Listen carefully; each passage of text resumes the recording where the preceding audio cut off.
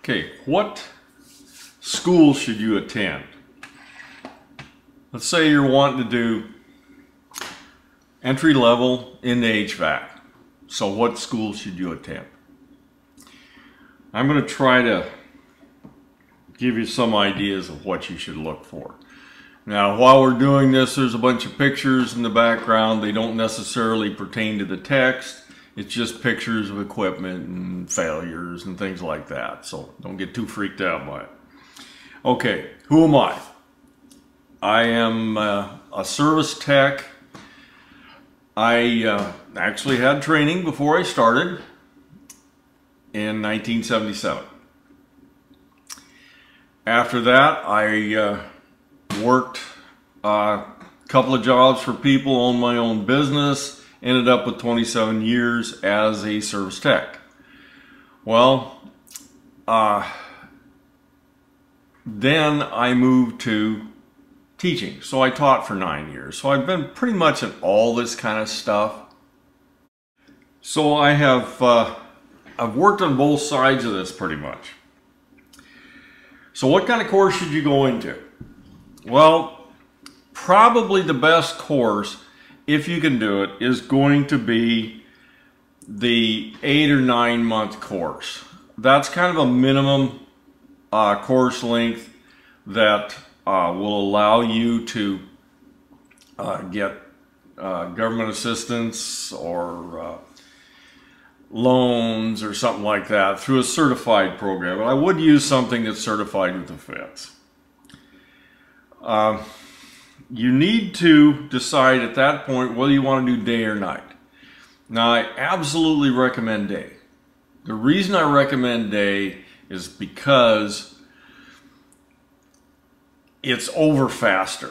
If it's night, it's going to be a longer period. You're probably going to have 2 days a week. Most of these classes are like 4 days a week, day, and pretty much all day, 7, 8 hours a day.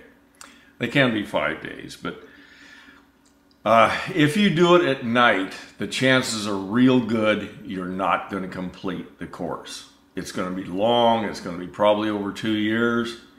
You're going to go there after working all day. You're not going to be at your best. So I recommend you just take the day course, get it over with as fast as you can. So you can do it either way, but that's my recommendation. Okay, when you're looking to do one of these courses, you are the customer here. You need to interview your instructor. You need to talk to him. You may talk to the manager of the school, but you also need to talk to the instructor if you can. You want to know what his qualifications are. Did he teach all of his career? I don't think that's the best way. I think the best teachers in this industry are ones that worked in the industry and have some ability to teach, and so moved into teaching later. Ideally, I would see one person that has worked in service work for his entire career or close to it. He has to have some licenses. He should certainly have the licenses that you will be getting through the course. Other licenses may be important, may not be important. Some of these licensing requirements for a NAID or something like that, there's nothing wrong with NAID, but they're expensive to get, and they're just written tests. If somebody's good at doing written tests, he'll probably do okay, but that does not mean he's necessarily good in the field. So there is a difference there.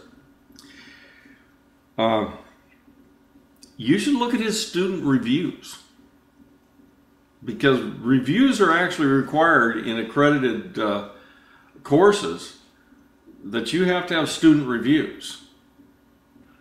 And you should see what they are, see what they think of it. It's not the whole thing, but it is part of it. Okay, next thing, you're going to want to look at the lab. Now, a lab is a shop. It's, you know, it's got all sorts of equipment in it. You're going to be working on that equipment. You want to know what's available for you to work on. There should be, and most of the stuff's going to be residential. You can't fit a lot of commercial in, so you can get some, but not a lot. There should be oil furnaces, gas furnaces, electric furnaces, air conditioners, heat pumps, refrigeration, boilers. All those things should be there. Now, one of the things you want to know is, what are you going to be working on? What are you going to do with the equipment?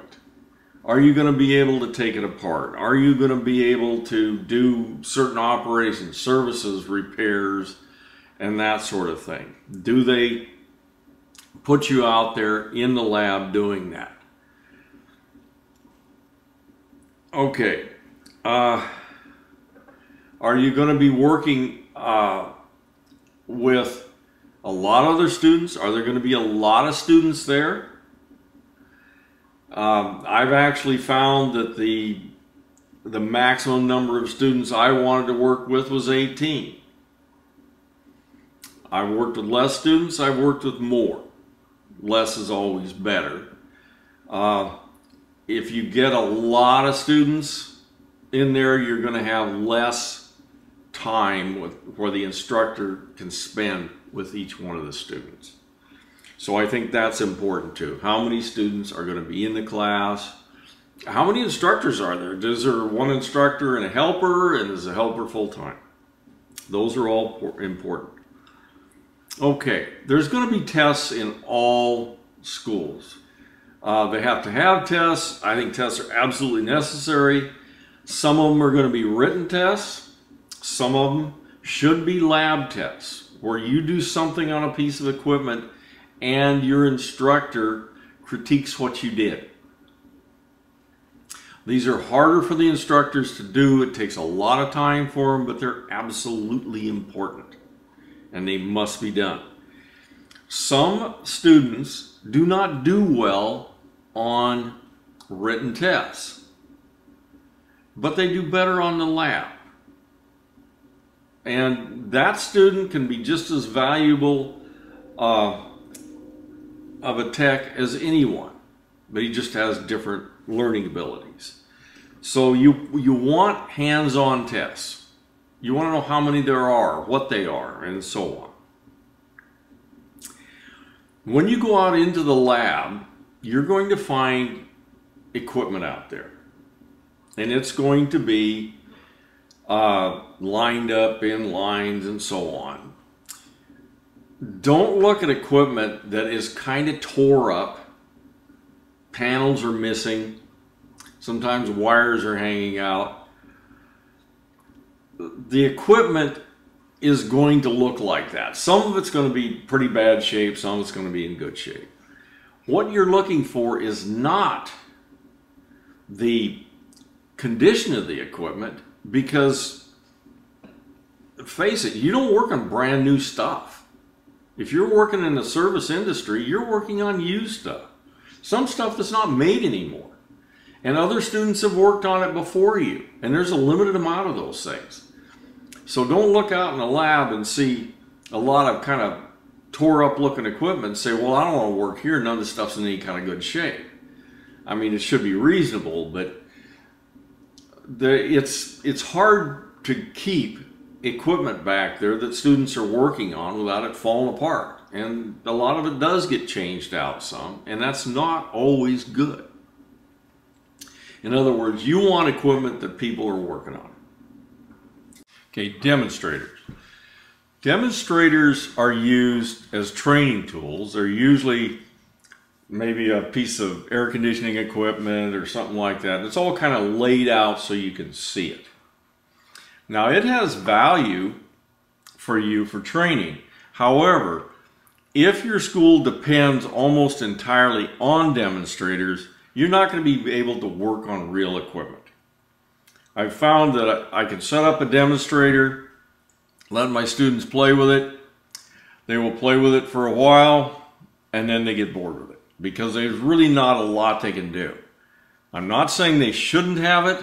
I'm saying it isn't always, what I'm saying is you should have more equipment than demonstrators.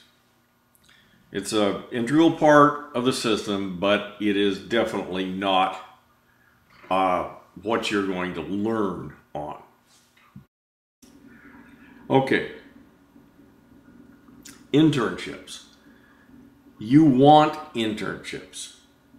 Internships give you a place to go work on equipment that you're actually usually going with a service tech or something like, or installer, either one. And when you go out with him, you see how he does it. And of course, the techs you go with, some are going to be real easy to work with, some are a little harder, but you're going to get exposed to what you're going to be doing.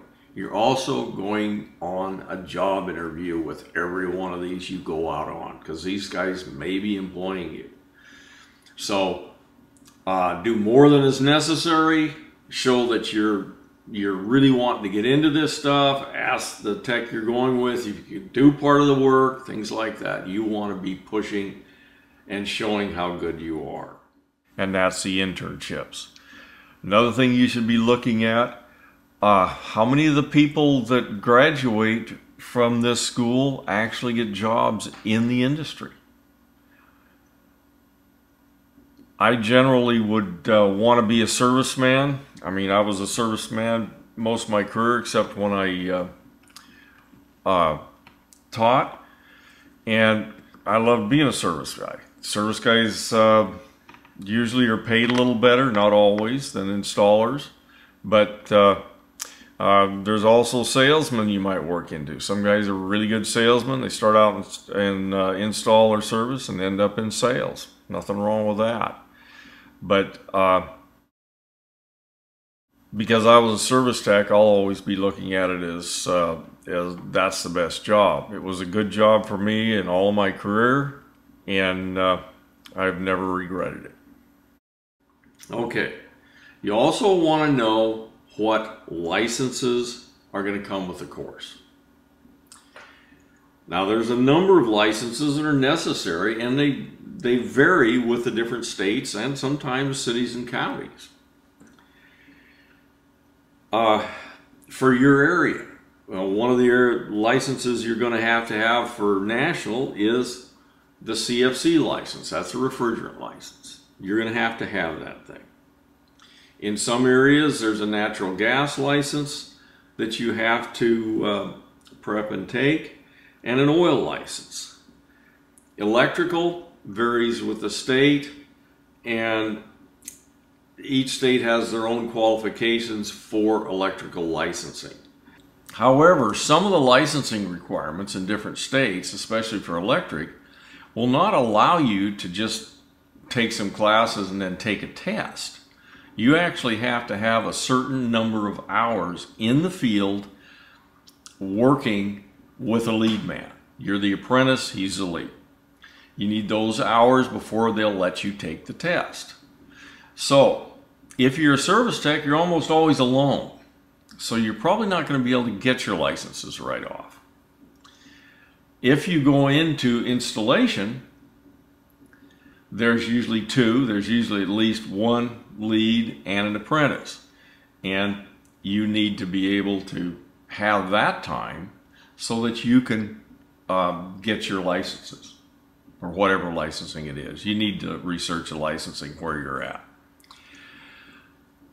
That's about it. I can't think of anything more right now, but remember, you're the customer in this school. Be sure the school is going to give you what you want.